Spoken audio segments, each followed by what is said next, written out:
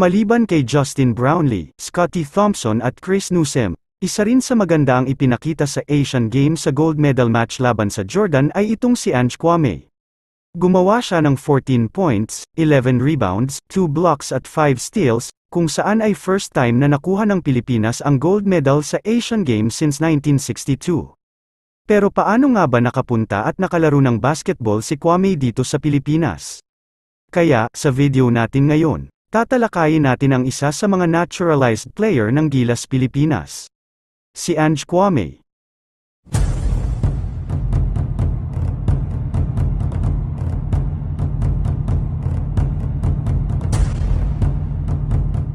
Si Kako Ange Frank Williams Angelo Kwame o mas kilala sa tawag na Ange Kwame ay ipinanganak noong December 15, 1997 sa Abidjan, Ivory Coast.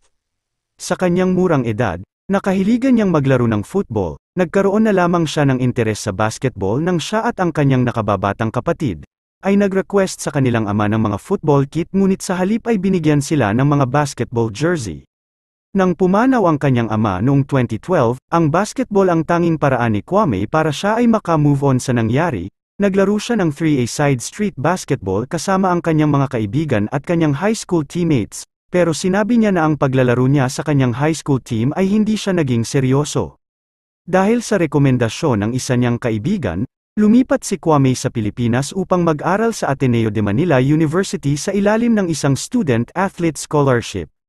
Nang siya ay lumipat sa Pilipinas, hindi siya marunong magsalita ng Tagalog at English, kaya nag-aral siya ng isang taon sa Multiple Intelligence International School sa Quezon City, upang ma-develop ang kanyang kakayahan sa pagsasalita ng English na makakatulong sa kanya na makilala ang kulturang Pilipino bago siya pumasok sa Ateneo.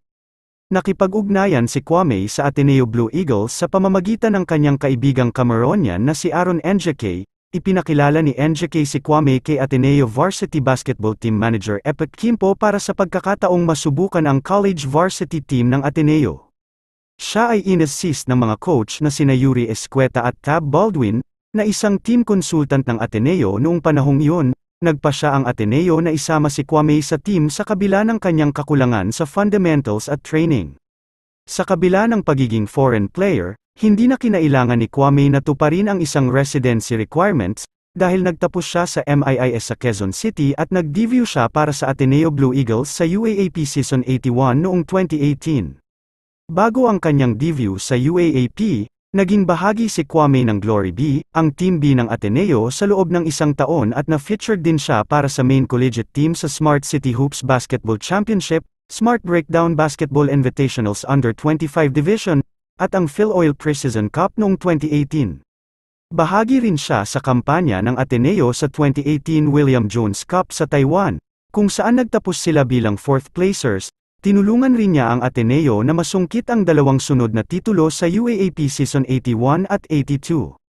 Kasunod ng pagkakaloob kay Kwame ng Filipino citizenship noong May 2021 sa pamamagitan ng naturalization legislation na ipinasa ng Kongreso, ang UAAP Board ay gumawa ng kasunduan na ang mga Filipino na nakatanggap ng citizenship sa pamamagitan ng isang batas ng Kongreso ay dapat pa ring ituring bilang mga foreign student athletes sa collegiate league.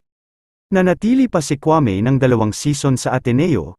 Noong panahong iyon, siya ang season MVP para sa season 84, at sa kabila ng marami niyang injury, naging finals MVP siya sa season 85, at naglaro din siya para sa Ateneo sa PBA League. Pagsapit ng May 2021, si Kwame na nasa Ateneo pa noon ay nakatanggap na ng mga offer na maglaro para sa mga team sa ibang bahagi ng Asia at sa Europe. Gayunpaman, mas pinili pa niyang maglaro ng 2 taon sa Ateneo. Sumali si Kwame sa Rain or Shine Elasto Painters nito lang 2023 bilang representative ng Pilipinas sa Jones Cup. Sa kabila ng kanyang pagiging naturalized Filipino citizen, hindi siya pinayagang maglaro bilang local.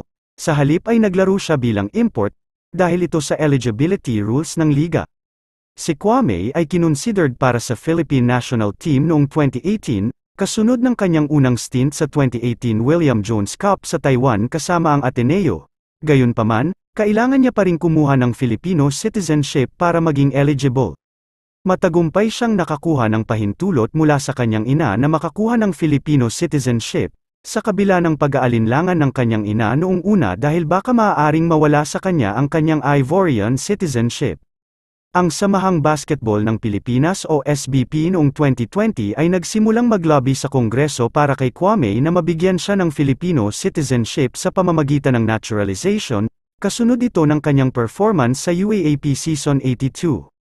Idinagdag si Kwame sa pool ng national team para sa November 2020 window ng 2021 FIBA Asia Cup qualifiers sa kabila ng maliit na tsansa para sa kanyang naturalization process na makumpleto sa oras para sa unang laban ng Pilipinas sa window na yon.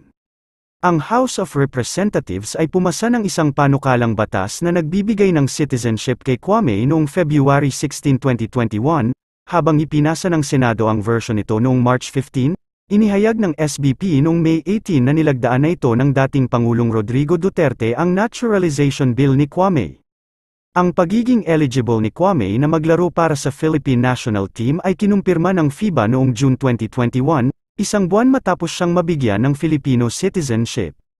Napasama siya sa Philippines 12-man roster para sa ikatlo at huling round ng 2021 FIBA Asia Cup qualifiers. Nag-debut si Kwame para sa Pilipinas noong June 16 laban sa South Korea.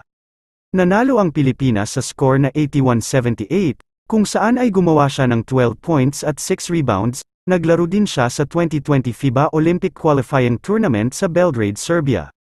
Noong 2022, naglaro rin si Kwame laban sa Jordan at Saudi Arabia noong 2023 FIBA World Cup qualifiers.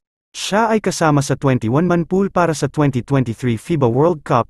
Gayunpaman, hindi siya napili dahil pinili ng Pilipinas si Jordan Clarkson bilang nag-iisang naturalized player. Nagtapos siya sa Ateneo nito lang 2023 na may bachelor's degree in interdisciplinary studies. At sa kakatapos lang na Asian Games, nanalo ang Gilas Pilipinas ng gold medal kalaban ang Jordan, at nitong linggo, October 8, nag-signed si Kwame sa isang French club na CCBM Chartres o UB Chartres Metropole.